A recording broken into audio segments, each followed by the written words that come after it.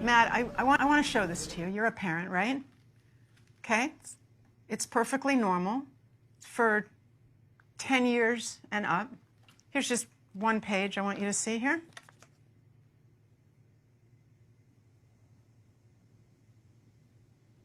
For 10 and up, huh? It's unspeakable what these people have done to our children. When did that start? When was it decided that we need to start teaching kids about this stuff at such a young age? So I'll answer that with one word: Kinsey. Kinsey was a social reformer. He wanted to rid society of Judeo-Christian values when it came to sexuality.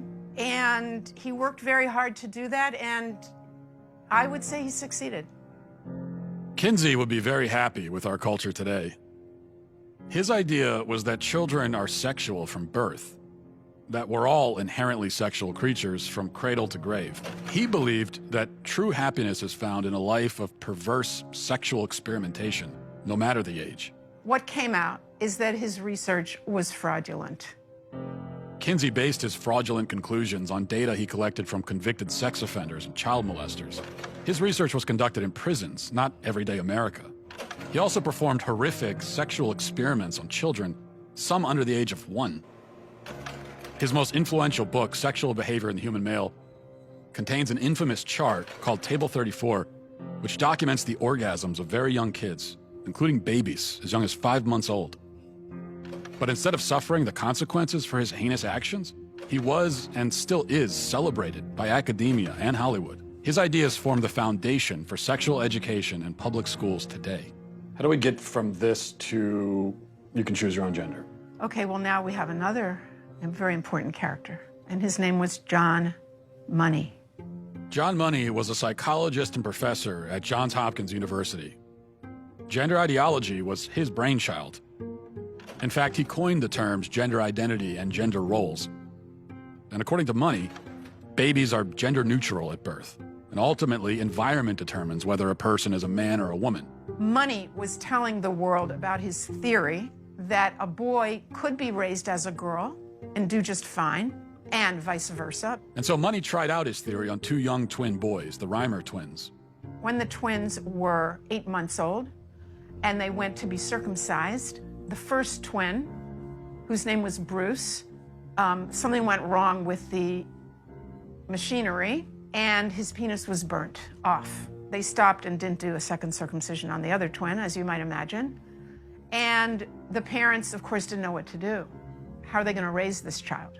John Money convinced Bruce's parents to transition him into a girl. Money also conducted sexually abusive experiments on the twins throughout their childhood, including forcing them to simulate sex acts on each other. He reported up to the age of 10 that this was a complete success. Well, wasn't true. The results were a disaster. Bruce could never fully accept his female identity. Eventually, his parents told him the truth, and he chose to transition back to a boy, taking the name David. As an adult, David spoke out about the abuse and the damage done to him by John Money. The girls would do their things with their Barbies and things like that, and that wouldn't interest me. And things such as trucks and building forts and, getting to the odd fist fight and climbing trees, that's the kind of stuff that I like, but it was unacceptable, so I'd never... As a girl? As a girl, I had no place to fit in. The trauma that he and his brother and his entire family went through left deep scars. His brother died of an overdose when he was 38, and then David committed suicide. There was never a retraction or an apology from John Money.